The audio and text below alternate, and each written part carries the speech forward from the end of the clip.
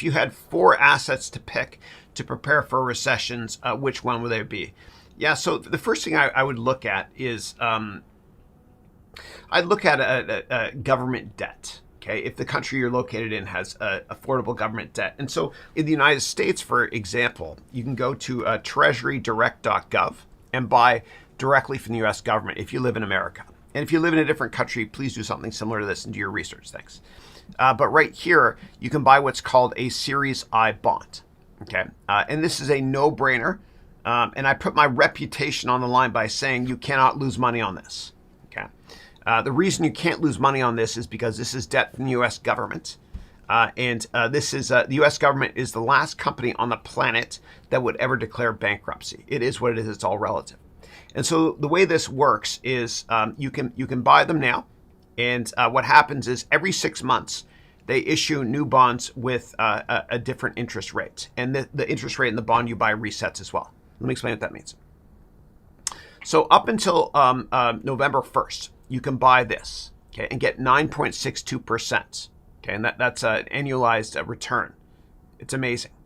And the way this works is it's the way that the interest rate is calculated is you take the interest rate, like the federal treasury rate right now, which is quite low but increasing, and then you add on top of that whatever the inflation rate is.